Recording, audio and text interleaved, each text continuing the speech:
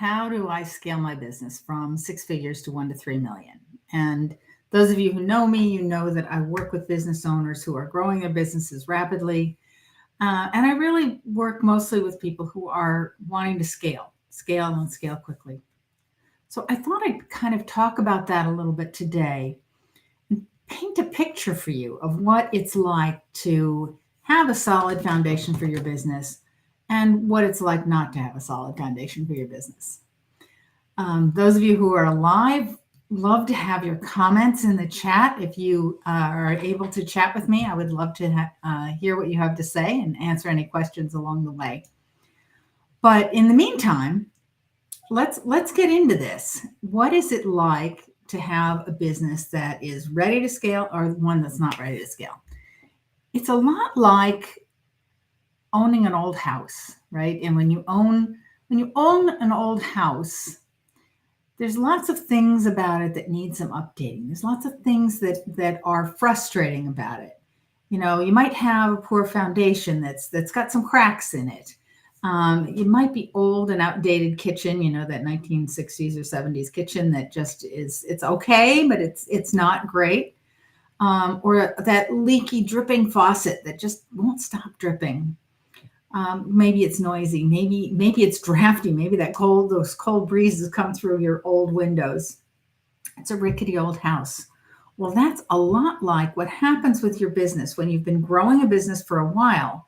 You've put in systems and procedures and things to make it work, but it isn't something you can scale from. It isn't something that is smooth and makes you happy. So here you are in this rickety old house of a business, and you're trying to be a top-level business person, but you're operating out of this rickety old house of a business. So that's the thing that needs to change. And honestly, it doesn't have to be that way. It doesn't have to be that rickety old house that you're running your business from. So for those of you just joining us, we're talking about what it's like to work in a business that is not, it's not old, it's not out of date, it's not working with the systems that maybe you use to build the business. It's what will it be like to upgrade those systems and have a team maybe even to make things work smoothly. And I was likening it to having an old house. You know, you've got your business has been running for a while and it was running okay and it was great when you first started, and now you've started to build and things aren't quite as good as they should be. You've got a foundation with cracks, maybe you've got breezy windows, drafts are running through, that kind of thing, and yet you're trying to build a top-notch business in the process.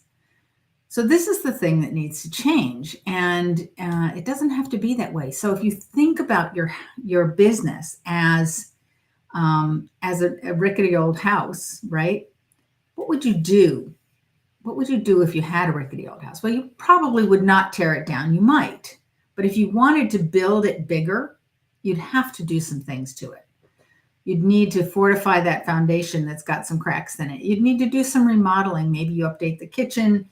Maybe you clean things up a bit. Maybe you replace some windows. Maybe you redesign the whole first floor or second floor to make it move more smoothly, to make things flow better, right?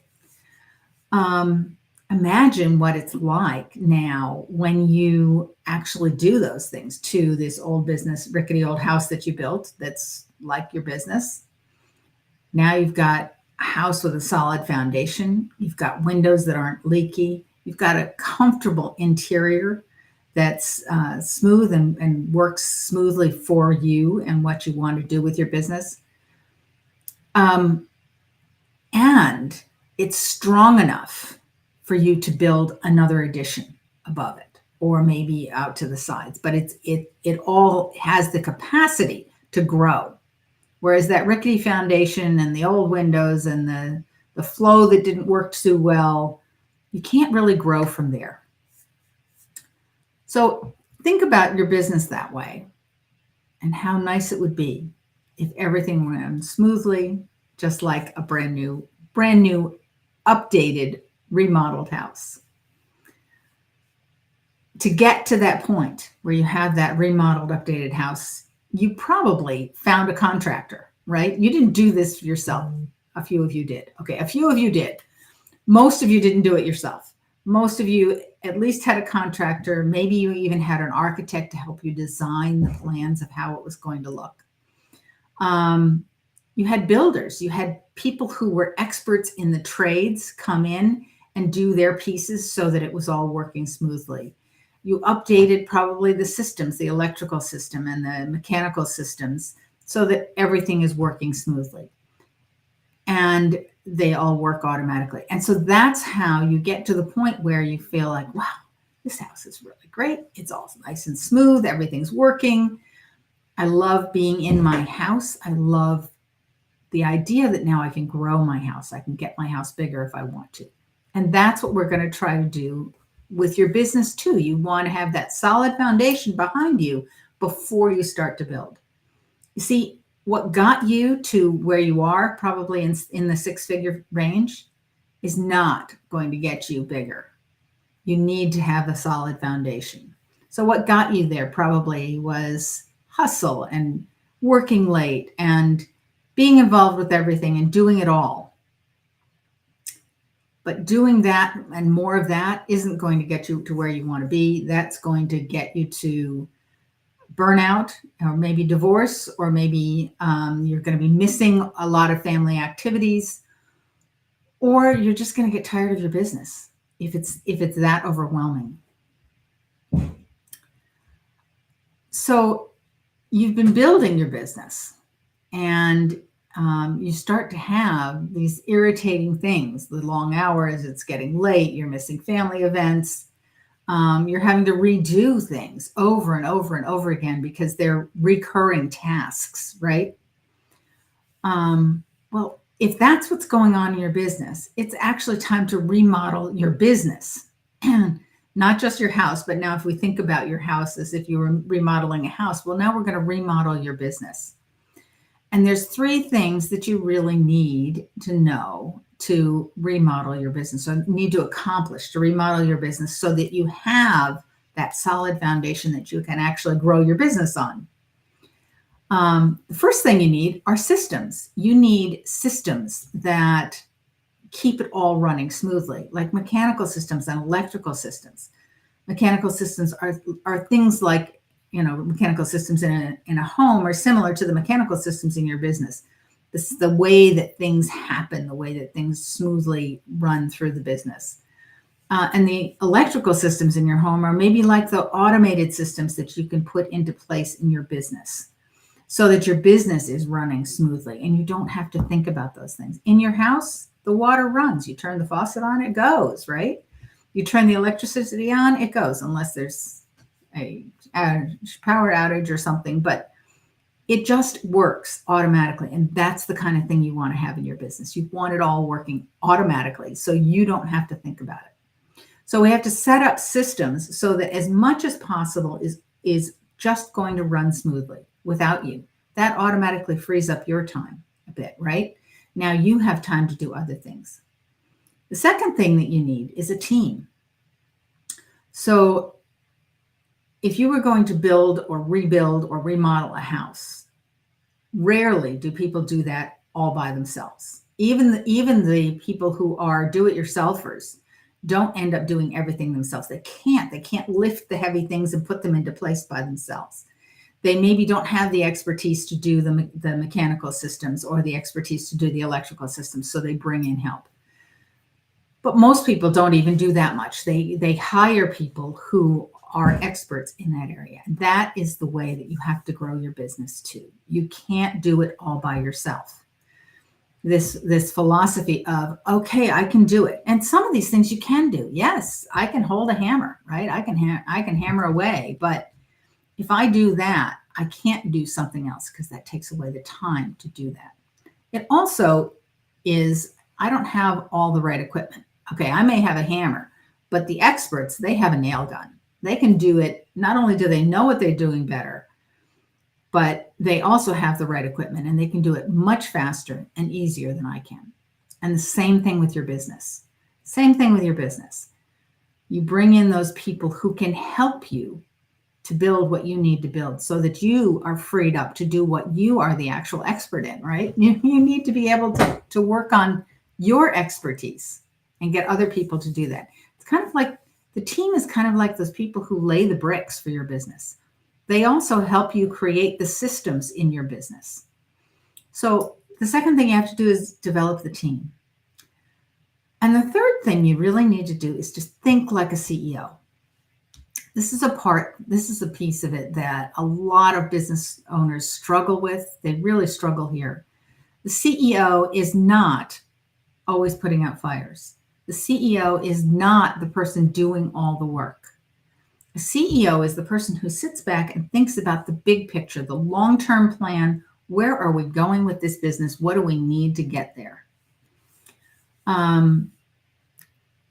Often one of the questions the CEO asks is, okay, this is where I'm headed. Who are the experts I need to bring in to help me? The CEO is also going to think about what are our plans for strategically growing our business, getting us to the point where we really want to have a bigger business than we have now. So outsource different aspects of the business to experts. So that's one of the ways that the CEO thinks. Okay. So a freelancer, let's talk about a freelancer. Freelancer says, I got to fix it all myself. I've got this thing. I want to build a landing page. I want to build a website. I want to write articles for the magazines, all of these things that you want to do in your business. Well, yes, you probably can do it. But you also can hire somebody else to do it a lot faster than you can do it. And so it takes your time, and it takes away from you doing other things in your business. It takes away from you doing the other things in your business that you actually are an expert in. Okay? So the freelancer says, I can fix this myself. It's going to take me a long time, but, it might take me 3 years. Well, do you really want to spend 3 years trying to grow your business? No, you don't. You'll drive yourself crazy if you're spending that kind of time, even if it's taking you 6 months to do something that could have been done in a couple of months. Great story about that. I was talking to someone who wanted a website, spent the time to take a course to learn how to build the website, then spent the time to build the website. And the course cost them, I don't know, like $400, $500 to take the course. Then they spent hours and hours and hours learning how to do it and getting the website. And they kind of got it up and running, and it was okay, but it wasn't as good as if they'd hired somebody. And after they went through all of that, he asked someone who's a website expert, well, what would it cost you to create a website for me? $1,500, and I can have it done next week. Wow. Now, can you imagine if that business owner had taken that amount of time, the hours and hours they spent trying to build a website, and used that towards marketing and growing their business and meeting with prospective clients? They would have a much, much bigger business now because they'd spent it working on building the business instead of building a website. So that's just a simple example of how getting somebody else to help you with certain things is going to save you so much time and help you grow the business, because now you have the time to work on the things that you need to do. Okay. As I said, do-it-yourselfers, they don't have all the best equipment. They don't. They maybe have a hand saw or a small little saw, but a professional, he's got a table saw, a skill saw. He's got lots more equipment than you do. And if you spend the time to get yourself all of that equipment so that you can do it once or twice, it's going to cost you a lot of money. Much less expensive in time and effort and money if you hire someone who already has the expertise and already has the equipment to do what you need done. And as I said before, even do-it-yourselfers, almost never can actually do it all themselves because they can't lift it up. They can't put something in place. Something has to be held by somebody else. Lots of things take more than two hands. So the CEO way of thinking, and this is as a business owner, this is what you need to do. You need to think about yourself as a CEO. CEO way of thinking, ask yourself, what should the CEO of this business be actually doing, right? And that includes things like strategic planning, long-term thinking, and all of those kinds of things. Maybe thinking about budgeting and all of that, and doing what the expertise of that CEO is, right? It's not doing all the other little things. That's one question a CEO is going to ask. Another question a CEO is going to ask is, what can we automate? What can we automate? What can we create? What systems can we put in place so that none of us has to do it? It just automatically happens. There's so much software out there now that can automate a lot of what you do. It can automate the billing. It can automate communication between people. There's so many things. So everything you do, look and see, is there a way that we can automate this? Sometimes there is, sometimes there isn't, of course, right? But if there is, put that in place. Save yourself the time, because then you have the time to do the things that you as the CEO really need to be doing. Last question, another question a CEO asks is, how can we create a simple procedure for that? So sometimes it's not automating, it's not using the computer to do something, but it's a repetitive task that happens over and over and over. And if you have that set out into a simple procedure that keeps you on track, maybe it's a checklist, maybe it's a flow chart, something like that. If you can do that, then you're going to save yourself a whole lot of time also in doing that. Because now you don't have to think it through every time. You just go ahead and do it. So I do this sometimes when I have to do some computer things that you don't do very often, but you have to do them every 4 to 6 months or something. I never remember how to do it. So I take a video of myself actually doing that thing on the computer. And then it's easy. It's so easy. I say, okay, how do I do this again? I pull up that video. I say, okay, click here, here, and here, and here. It's a 30-second, 45-second video. I click it and it's done. When I had to redo it every time and figure it out, it was an hour. You can save yourself so much time by just creating a few really simple procedures for all the things that you're doing. So these are the things you need to do to scale from 6 figures to 1 to 3 million. You cannot do what you've been doing. Maybe you've been hustling just to stay afloat. You've been hustling to find clients. You've been hustling to fulfill your promises to your clients. You've been hustling to put out fires. You've been hustling to meet people, right? You've been working too many hours. You've been missing things at home. Maybe you're getting yourself to the point where you're going to have a divorce, or you're going to have a heart attack or whatever, because you're trying to do it all yourself. There is no way that you can build your business, scale your business from where you are in the 6 figures into the $1 to $3 million range. And it even gets so bad sometimes that you start to resent the business. Like, why did I even get into this business? You start to resent the business. And that's why you need to start thinking like a CEO, and you must change. If you're going to scale the business, you must make a change. You cannot continue to do what you've been doing by just hustling. Another thing a lot of people do is they hire, I just need some warm bodies to do this. Well, that's not always the best thing either. You really have to think about what you're hiring people to do, right? And so you're not overhiring, because overhiring is also a nightmare, right? You've got too many people you've got to keep busy, then you're too busy to train them and all of that. So it needs to be very clear and intentional about what you're doing. So I want to invite you to have a conversation with me about your business, about where you're at, about what you need to do to scale your business. And we'll take a look at your current systems and maybe your team, and we'll determine what you need to do next. Sometimes it's teams, sometimes it's systems, sometimes it's a combination of both.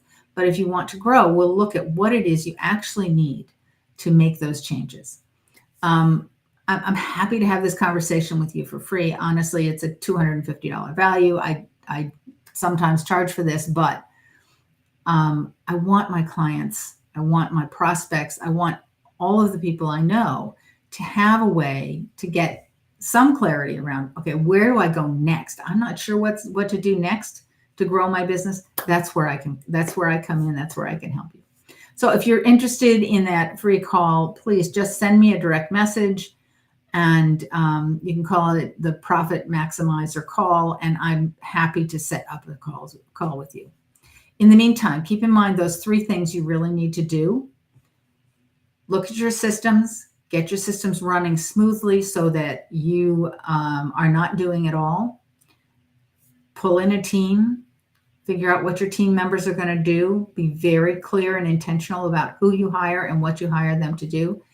And think like a CEO.